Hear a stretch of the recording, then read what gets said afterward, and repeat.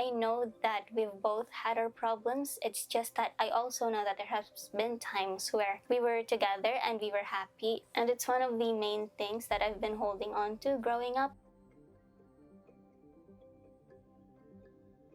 Hello, my name is Patricia Mariel Cielo, and my father is a seafarer. He's been a seafarer since before I was born and even before he met my mother. So my relationship with my father has always been the same, and I've never really felt his absence growing up because I've always had other father figures like my uncles and my grandparents. However, I will say that our relationship had a significant change when the pandemic hit because he was at home for 2 years. However, our relationship came back to what it was before the pandemic started because he started working again. My aunt and uncle are the people that my father trusts to take care of me whenever he's gone because my relationship with my mother's side of the family is not as good as it would be. I've been staying with them for more than half of the time that I've been to school, so it's always been the place that I found the most comfort in simply because the people there are the people I'm most comfortable in. When my dad's here, or not here specifically, there normally wouldn't be anybody to cook food for me and take me back home whenever I want to go home during the weekends. So whenever that happens, I have to either order for myself or get myself something microwavable to cook for myself as food. And then when I have to go home, I normally wait for my uncle's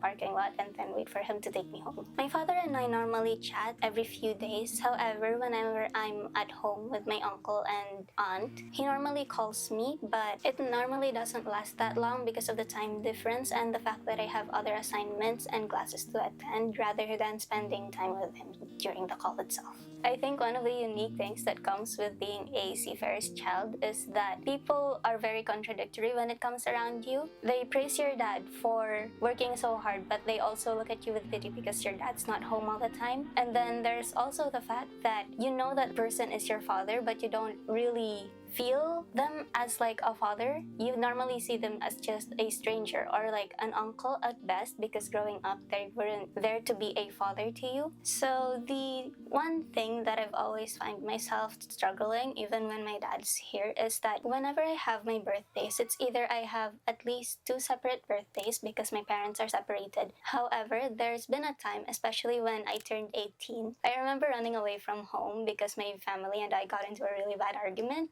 And I guess that really showed me how much of a stranger my father was because we didn't know how to communicate with each other. So whenever we talked or communicated anything, we just thought that we're arguing rather than trying to actually get to know each other. So the funny thing is we resolved it because during my birthday, I got really drunk and I cried really bad that day. My dad just realized that I'm not really the same person that he expects me to be, nor am I my cousins because he's a lot closer to them than me. In that way, we kind of got into a better relationship because we started communicating with each other more without having to be angry or screaming all the time. Because of that specific experience, I guess we're more open to apologizing now compared to growing up. So in our family, where my family have arguments, it's either the younger ones apologize or there wouldn't be any apologies at all. So whenever my father and I get into a really bad argument, I either turn to myself and study or draw or paint. However, during times when I really need somebody to talk to, I normally turn to my friends because my friends and I have known each other for so long that we started seeing each other as family growing up. And I guess that really helped me being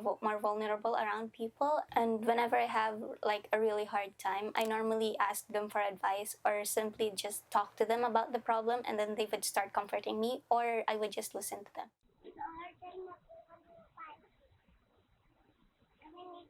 Hello? Mm. Papalot mo daw siya.